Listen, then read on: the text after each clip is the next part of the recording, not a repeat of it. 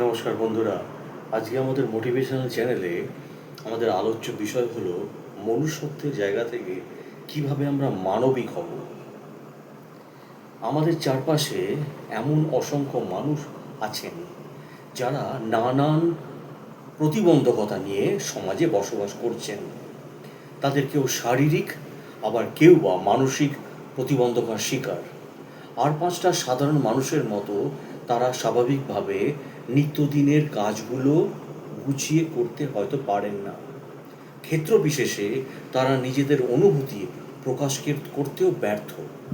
তাদের পরিবার তাদের লোক সমাজ থেকে আলাদা করে রাখেন।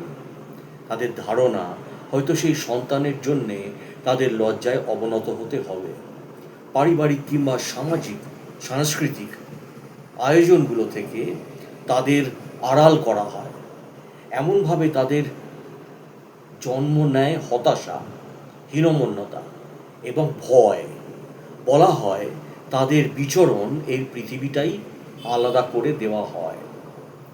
লোকের তুচ্ছতা বা তুচ্ছ তাচ্ছিল্য আর বাবা মায়ের অসহায়তা দ্বারা তারা বুঝতে পারেন শত না পারার মাঝেও মানুষের ভালোবাসা, ঘৃণা ও তুচ্ছতাচ্ছিল্য বোঝার ক্ষমতা তাদের আছে। আমাদের উচিত তাদের একা অনুভব করতে না দেওয়া। এখনো অনেক জায়গায় দেখা যায় বিশেষ চাহিদা সম্পন্ন শিশুরা একসাথে পাঠদান করছেন এবং বিভিন্ন সাংস্কৃতিক আয়োজনে অংশগ্রহণ করছেন। এটা আমাদের জন্য বেশ ইতিবাচক। সমাজে পিছিয়ে পড়া এই মানুষদের মূল জনগোষ্ঠী থেকে আলাদা করে দেওয়া উচিত নয়। তাদের দুর্বল কিংবা অসহায় প্রকাশ করে কোনো শব্দচয়ন প্রকাশ করা উচিত নয় আমাদের। এতে তারা মানসিকভাবে ভীষণ কষ্ট পান। একটু খেয়াল করলে দেখা যাবে তাদেরও নানা দক্ষতা রয়েছে, হয়তো আমাদের থেকে বেশি, কম নয়, যা কাজে লাগালে সম্ভাবনাময় পরিণত হবে বা সম্ভাবনায় পরিণত হবে।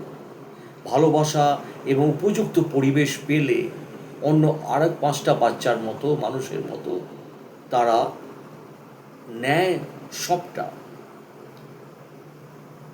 বাচ্চার মতো ন্যায় সবটা তারা করতে পারবে। সকলে তাদের ভালোবাসা দেওয়া উচিত। তাদের বোঝানো উচিত তাদের প্রতিবন্ধকতা নিয়ে জন্ম নেওয়াটা তাদের কোনো অপরাধ নয়, তারা আমাদের বোঝা নয়। তারাও মন খুলে মুক্ত বাতাসে বিচরণ করতে পারে। তাদের মাঝেও সম্ভাবনা রয়েছে। সমাজের একটা অংশকে বঞ্চিত করে কখনো দেশের কাঙ্ক্ষিত উন্নয়ন সম্ভব বা উন্নয়ন লাভ করা যায় না। তাই যে মানুষটা আমাদের তুলনায় পিছিয়ে থাকে আমাদের উচিত নয় তার জন্যে বাঁচার পৃথিবীটা সংকীর্ণ করে দেওয়া, বরং তাদের দিকে সহযোগিতার হাত বাড়িয়ে দেওয়া উচিত, যেন তারা হীনমন্যতায় না ভোগে। উৎসাহ ও উদ্দীপনা পেলে দেখা যাবে মানুষগুলো অনেক কিছু করতে পারছেন। তাই কাউকে তুচ্ছ করে নয়, সবাইকে সাথে নিয়েই আমরা এগিয়ে যাব, এই হোক আমাদের পণ। প্রতিবন্ধকতা সীমাবদ্ধতা নয়, যদি থাকে প্রবল প্রচেষ্টা। আমাদের অন্যের পাশে দাঁড়াতে হবে নৈতিক দায়িত্বের জায়গা থেকে।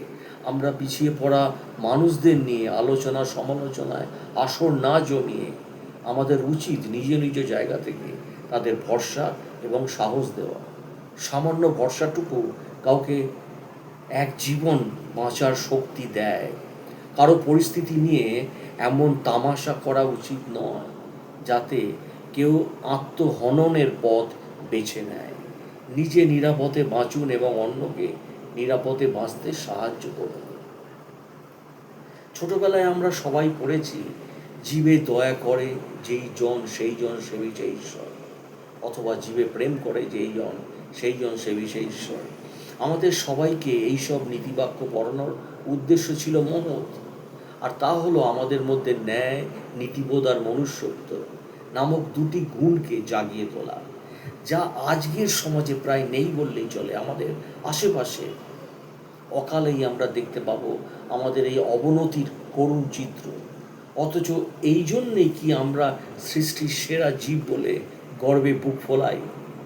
মানুষ যখন পশুর চেয়েও হিংস্র, অবিবেচক, ন্যায় নীতিবোধহীন, মানুষ তার নিজ স্বার্থে বা প্রয়োজনে সবই করতে পারে।